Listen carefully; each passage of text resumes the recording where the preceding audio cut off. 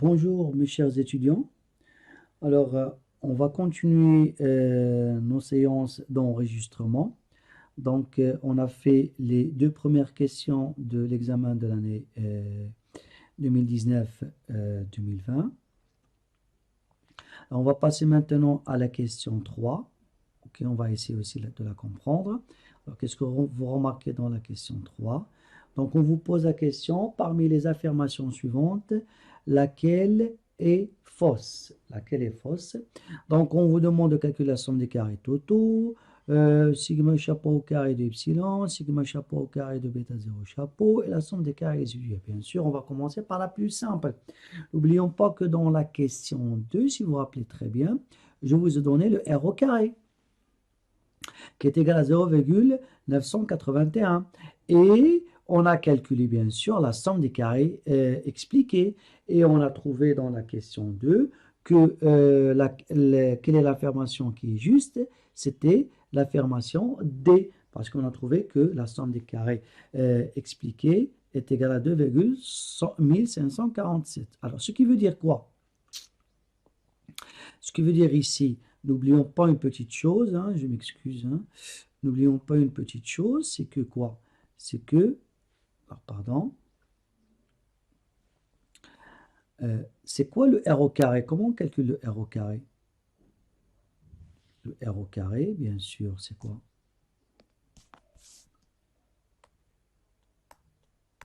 C'est la somme des carrés expliqués sur la somme des carrés totaux. Ben, c'est ça le R au carré, on est d'accord? On l'a aussi vu dans le cas de la régression linéaire simple. Ok? Et ben, si c'est comme ça, donc le R au carré est égal à 0,981. Et nous, on a déjà calculé la somme des carrés expliqués, qui est égale à quoi? À 2,1547 sur la somme des carrés totaux. Et bien sûr, ici, ça va être facilement de dire que la somme des carrés totaux est égale à quoi? Ben, est égale à 2,1547 sur 0,981. Et ben, on va trouver tout simplement un 2,1964. OK? Et ben, on revient. Ben, on trouve, c'est juste, la somme des carrés totaux, c'est 2,1964. Alors, plus que ça, je ne vais pas voir ni B ni C, je vais voir D. Pourquoi? Parce que la somme des carrés résiduels, elle est simple à calculer. On va le vérifier vite fait. C'est quoi la somme des carrés résiduels? La somme, n'oublions pas que la somme des carrés totaux, c'est la somme des carrés expliqués plus la somme des carrés résiduels. Ce qui va nous donner que la somme des carrés résiduels, c'est la somme des carrés totaux moins la somme des carrés expliqués. Nous, on a déjà calculé la somme des carrés totaux qu'on vient de la calculer, c'est 2,1964. Et la somme des carrés expliqués, c'est, à partir de la question 2, c'est 2,1547. Et bien, on va trouver tout simplement que la somme des carrés résiduels, c'est un 0,0417. Ben, on va vérifier vite. Et bien, on trouve c'est 0,0417, donc c'est juste. Donc, l'affirmation D est juste, l'affirmation A elle est juste. Maintenant, est-ce que je vais commencer par B ou C? Non, pour calculer C, j'aurai besoin de sigma chapeau au carré epsilon. N'oublions pas ça. Donc, je calcule B. B est simple à calculer. C'est quoi B? Alors, d'après le cours, hein, je peux vous le donner d'après le cours, bien sûr, c'est pas la peine que je fasse d'après le cours, parce que nous, on le sait, hein, la somme, le sigma chapeau au carré epsilon est égal à la somme des carrés résiduels divisé par, c'est celle-là. Bon, en fait, c'est epsilon chapeau transposé epsilon chapeau. C'est quoi epsilon chapeau transposé epsilon chapeau? C'est la somme des carrés résiduels divisé par n-k-1. OK? Alors, continuons. La voici. Alors, ici, sigma chapeau au carré epsilon, c'est quoi? C'est la somme des carrés résiduels divisé par n-k-1. La somme des carrés résiduels, c'est 0,0417 divisé par n, c'est 42. K, c'est le nombre des variables explicatives, c'est 2, moins 1. Donc, on va avoir 0,0417 divisé par 39. Et bien, on va trouver à la fin, c'est un 0,00106. OK? Ben, on va vérifier. Et bien, c'est juste. Sigma chapeau au carré epsilon, c'est juste. Donc, on a A, c'est juste. B, c'est juste. D, c'est juste. Alors, on est sûr et certain que C est fausse. Alors, même si on est sûr et certain, nous, on aura besoin de calculer C. Hein, parce que je ne sais pas est-ce que je vais l'utiliser dans la question 4 ou dans la question 5. On est d'accord? Donc, on va revenir pour comprendre, d'après le cours, comment on calcule le C. C'est-à-dire les fameux sigma chapeau au carré, bêta 0 chapeau, ou bêta 1 chapeau, ou bêta 2 chapeaux. OK, hein? Alors, donc, on va les voir. Les voici. Les voici. Regardez, qu'est-ce que vous avez ici, hein? Regardez. Sigma bêta chapeau J est égal à sigma epsilon. Alors ici, on n'est pas dans les estimateurs. Alors les estimateurs, ça va être ici. La voici. Sigma chapeau bêta chapeau J, c'est sigma chapeau epsilon racine carrée de AJ plus 1, J plus 1. Alors je vais l'écrire premièrement. Voilà.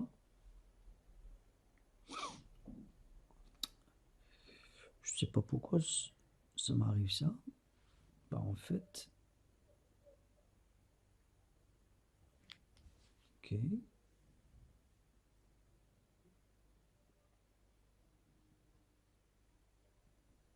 Très bien. C'est très sensible tout ça. Alors, on a quoi?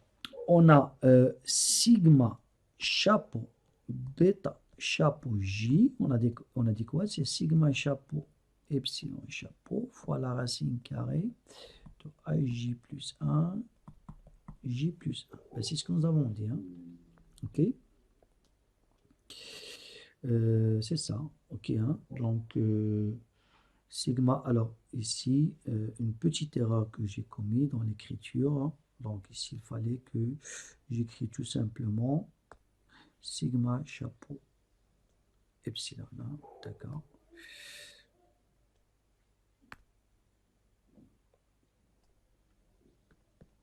Très bien.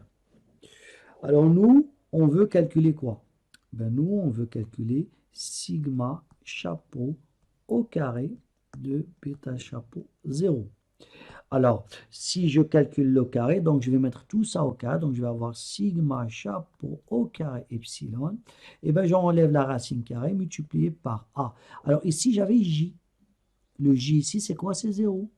Et donc, je remplace ici le J par 0, donc je vais avoir A1, 1. Okay, hein? Si J est égal à 1, je vais avoir ici A2, 2. Si J est égal à 2, je vais avoir A3, 3. Alors, le problème, c'est où je vais calculer les A1. D'après le cours, c'est très expliqué. Hein? Alors, il se trouve 1, c'est quoi? AJ plus 1. C'est et le J plus 1e terme de quoi? De la diagonale principale de la matrice X transposée X moins 1. Donc, je vais aller faire la matrice X transposée X moins 1. Donc, je reviens à mon exercice. La voici X transposée X moins 1. Alors, la diagonale principale, je vais avoir la première valeur, c'est celle-là. Ça, c'est la deuxième valeur. Et ça, c'est la troisième valeur. Celle-là, la première valeur, ça va être quoi? Ça, c'est A1. Celle-là, c'est quoi? A22. Celle-là, c'est quoi? C'est A33. Eh bien, on a tout expliqué. Alors, A1, c'est quoi? C'est 0,038. Et donc, maintenant, si je veux écrire, si je veux calculer sigma chapeau au carré bêta 0 chapeau, je remplace sigma chapeau au carré epsilon par sa valeur qu'on a trouvée, qui est 0,0006, et je le multiplie par A1 que je vais la calculer à partir de quoi? À partir de la matrice X transposée X-1 qui est quoi? Qui est 0,038. Ben, on trouve combien? 0, alors on a 4 zéros et après on a 4. Et bien sûr, hein, on est sûr maintenant que la réponse C, elle est fausse parce que nous, on a écrit 0,4037, mais en fait, il faut que je trouve 0,40 et 4. Très bien. Donc, la réponse C, c'est la réponse, ou l'affirmation C, c'est l'affirmation fausse. On passe maintenant à la question 4. Alors, la question 4, on vous pose la question, la même chose, hein, parmi les affirmations suivantes, laquelle est fausse. Donc, j'ai répété laquelle est fausse 2 fois successives. Alors, donc, d'après vous, je commence par les affirmations A et B ou je commence par les affirmations C et D? Bien sûr, je commence par C et D. Parce que moi, je connais comment je calcule sigma chapeau au carré bêta 1 chapeau et sigma chapeau au carré bêta chapeau 2. Donc, j'utilise la même formule, je calcule et après, je reviens à A et B. OK? Donc, puisqu'on cherche laquelle est fausse, donc on a eu ce qui est fausse. Alors, je vais calculer les autres. Alors, pour les autres, donc ici, hein, donc on a quoi? Si je veux calculer sigma chapeau au carré bêta 1 chapeau, bon, en fait, c'est sigma chapeau au carré epsilon multiplié par quoi? A 2. Alors, c'est un 0,0006 multiplié par 0,5 4, 3, 5. Ça, on l'a trouvé à partir de quoi? De la matrice x transposée x moins 1. Alors, on trouve ici, c'est un 0, la même chose, 3 0, 0, 0, 0 et 57. J'espère que je n'ai pas commis une erreur dans les valeurs. Très bien. Et pour sigma chapeau au carré et bêta chapeau 2, c'est la même chose. C'est sigma chapeau au carré. Ici, on multiplie maintenant par A33. Donc, c'est un 0,00106 multiplié par 26,0434. Donc, on trouve c'est un 0,0276. Donc, on a calculé les deux. OK? Alors, je reviens à ici. Ben, on trouve quoi? Alors, sigma chapeau au carré bêta 1 chapeau, il est juste, c'est un 0,3057. Et sigma chapeau au carré bêta chapeau 2, c'est un 0,0276. Donc, c'est juste. Alors, donc, laquelle est fausse, ça reste entre A et B. Alors, on va commencer par A. Et bien, ici, on dit que bêta appartient à cet intervalle au-dessus de 5%. Donc, ce qu'on appelle, nous, l'intervalle de quoi? De confiance. Eh bien, je reviens à mon cours. Eh bien, le voici notre intervalle de confiance, les données. Ben, vous le voyez, c'est celui-là. Hein. Donc, si je veux calculer l'intervalle de confiance de bêta 1, c'est bêta 1 chapeau moins t indice 1 moins alpha sur 2. Avec le alpha ici, c'est combien? C'est 5%. Sigma chapeau, bêta 1 chapeau. Nous, on a déjà calculé sigma chapeau au carré bêta 1 chapeau. Donc, il faut calculer la racine carrée. On a le bêta 1 chapeau déjà calculé. Et bien, je vais chercher le t indice 1 moins alpha sur 2 parce qu'il va suivre quoi? La loi de Student. N'oublions pas ça. OK? Donc ici, hein, donc on a le bêta 1 appartient à quoi? À bêta 1 chapeau moins t indice. Alors, 1 moins alpha sur 2, sigma chapeau, bêta 1 chapeau. Et l'autre, c'est bêta 1 chapeau plus t indice 1 plus, pardon, non, pardon, ici c'est 1 moins, c'est ça.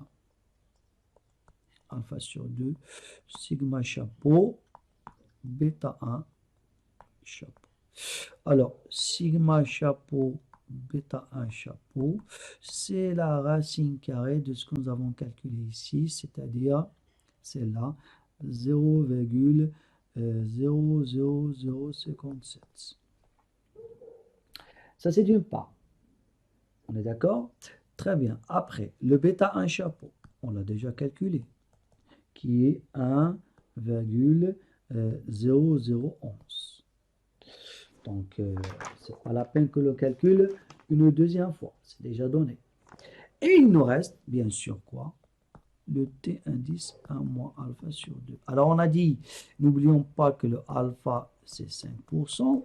Et bien, le t indice 1 moins alpha sur 2, ça va en donner, c'est un t 0,975. Et bien, je vais calculer ici à partir de la loi de Student. Donc, je reviens à mon examen. J'ai la table de la loi de Student, c'est celle-là. Ce que j'ai écrit ici, table de la loi de Student, c'est bon. Alors, ici, le degré de liberté, c'est n moins k moins 1, c'est combien? C'est 39. La voici, c'est 39. C'est cette ligne-là, c'est 39. Et bien, dans cette ligne-là, je vais chercher, bien sûr, la colonne qui correspond à 0,975. Ben, c'est celle-là. C'est 2,0227. Alors, si vous restez sur cette colonne-là, si vous restez sur cette colonne-là, 0,975. Alors, je ne sais pas qu'est-ce que j'ai dit avant, mais c'est 0,975 qu'il fallait que je dise. Hein, ok, hein, parce que ça, c'est 1 moins alpha sur 2. Ok, donc, on trouve dans cette colonne, sur cette colonne-là, pardon, sur cette colonne-là, donc 39, la voici, et on trouve 2,0227.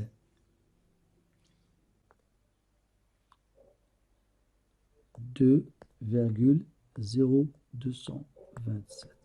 Et bien, je remplace. Ben, si je remplace, ben, on va trouver que bêta 1 appartient à l'intervalle suivant qui est 0,9528 et 1,04939. OK? Alors, bien sûr, on va vérifier, ben, on va trouver que bêta 1, c'est faux, hein, parce que j'ai écrit ici 0,9728. Alors, bien sûr, l'affirmation fausse, c'est A. Mais on peut rester ici. Hein. Moi, je suis sûr et certain que bêta 2, il est juste. Hein. Bêta 2, il est juste. Et la même chose hein, pour bêta 2. Je vais l'écrire. Hein. Bêta 2, c'est tout simplement...